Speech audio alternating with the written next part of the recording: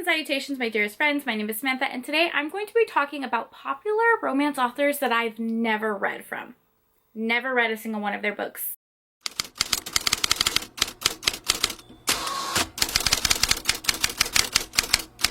Hi, hello, how are you? Welcome or welcome back to my channel. I'm a little nervous for this video because I'm going to be talking about some very popular authors that people love, they stan, they adore, they are staples in the romance community. And I've never read from them. And honestly, to be fair, like, do you see how many books are behind me? Do you see how many books are behind me? I have so many books that I need to go through. So sometimes it's just a matter of I have not gotten to this author. And then other times I'm just like not interested. So let's talk about it. The first author that I have never read from is Colleen Hoover. I know. Don't get mad at me. I know she is so popular. Literally, I can't get away from her books. I go on Instagram, YouTube, TikTok, the airport, like literally everywhere there is a Colleen Hoover book being displayed and being talked about. The reason I have not read a Colleen Hoover book is, I have many reasons.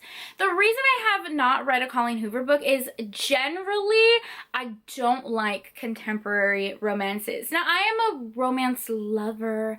I love reading a ton of romance genres, and typically I say I'm not like a picky reader, if that makes sense. Like, I will essentially read any genre if the book interests me, but I do have some least favorite genres, and contemporary women's fiction, it kind of falls into that. I typically tend to read like historical romances, and if I'm reading something that's not historical, I tend to gravitate towards like polyamorous romances and Omegaverse and like a very different genre from contemporary, if that makes sense. So do her books have steam?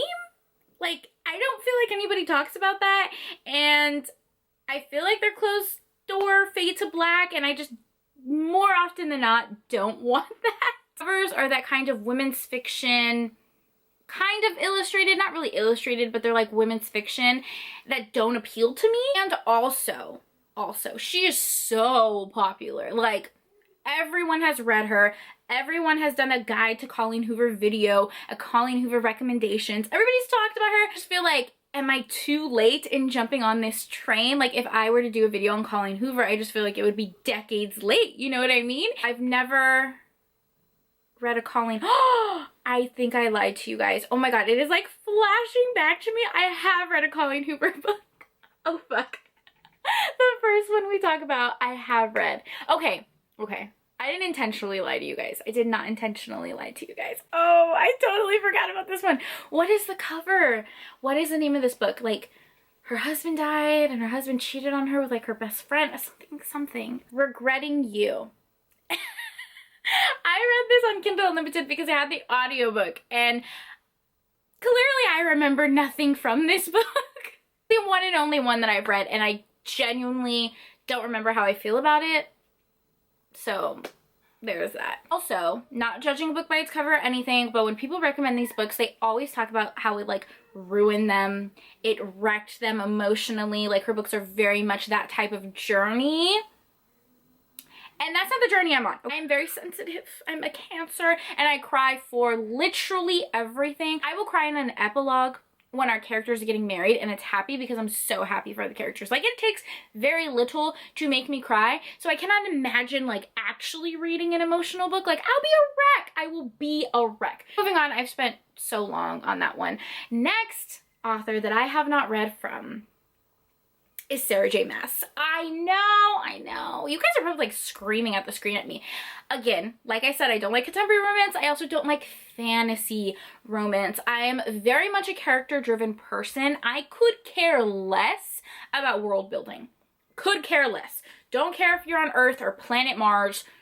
I could care less about like the hierarchy of like fays and like mythical creatures. I don't care. I don't mind plot. Like, obviously I read books for the plot as well, but I'm more character driven. So I feel like fantasy books are more like world building and plot driven, and it just, I get bored. I get really bored. The extent of my fantasy knowledge is like Strange the Dreamer by Laini Taylor. And again, with the book community being oversaturated. Not even oversaturated, I feel like that's not a right word, because what I'm meaning to say is there are so many creative, wonderful content creators out there that are making amazing J Maas videos that I'm too late. I'm too late on this train. Take eons to catch up. Do you like see her books? They're like ginormous, you know what I mean? Like it would take quite a long time to get through that book and the audiobook, and like by the time I'm done with one, everyone's gonna be like way ahead of me, and there's so many spoilers. Like scrolling through TikTok, I see Sarah J Maas content all the time, so I like know half of the spoilers in this book, so it's just like I miss the Sarah J Maas train, but I'm so glad that all of you are thoroughly enjoying it. Love that for her. Just have not read her. Again, with fantasy not being my thing, I have not read Jennifer L Armentrout. I know.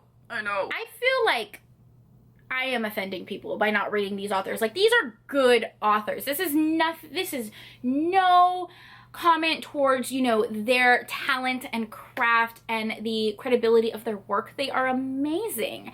I am just weird and have not read from them. So yeah, I know people love the From Blood and Ash series. Have not read it.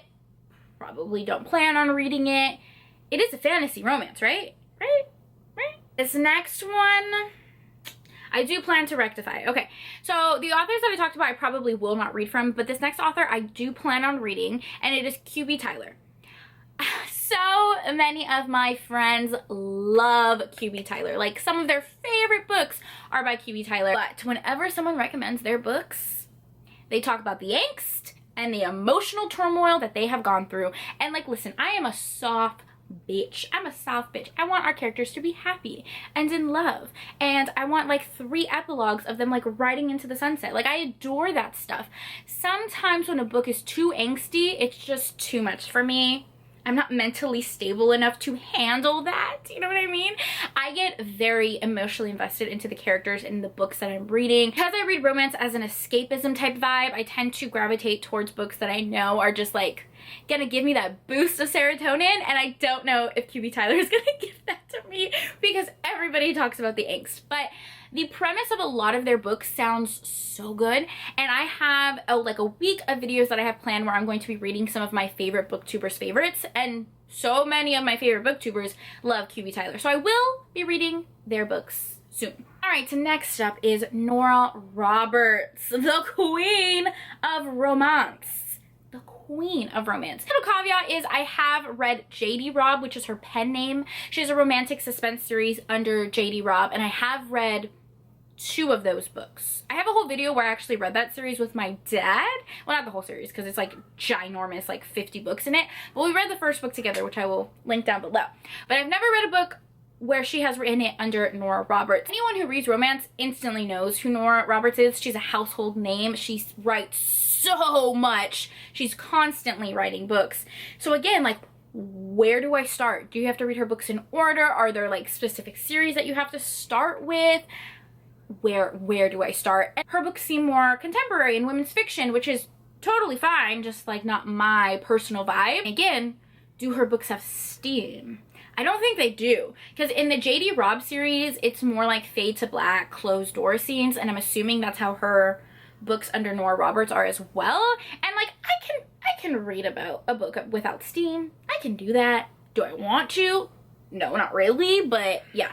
So I get very overwhelmed when I look at her backlist. Like, where do I start? Just real quick, there are some historic romance authors that are like absolute staples in the community that I just haven't read from. I feel like I am repeating myself over and over again as to why I haven't read these books, but I started reading historic romances like maybe 2 years ago. So there was a lot of older historicals I just have not had the opportunity to get to. So these next few authors I intend to read. Eloisa James, I have not read an Eloisa James.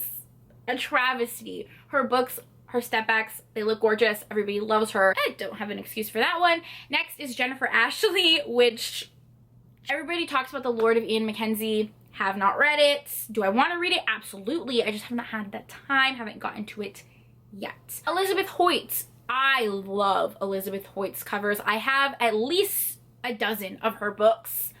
Have not gotten to them. I really want to read the Maiden Lane series, but I know it's a lengthy series and I kind of just want to sit down and read it like in order.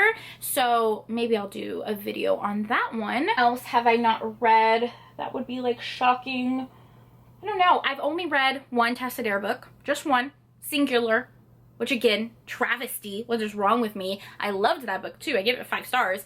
I just read it in a reading vlog, shameless plug. I'll link it down below. There are plenty of authors where I've only read like one of their books, although many of their books are popular. So maybe I'll do another video on that. Anyways, I hope you guys enjoyed this video and are not like super mad at me that I haven't read your favorite authors. I know. Anyways, as always, thank you so much for taking time out of your day to spend time with me. It means the world to me. I hope you guys are all staying happy and healthy, and I will see you in my next video. Bye!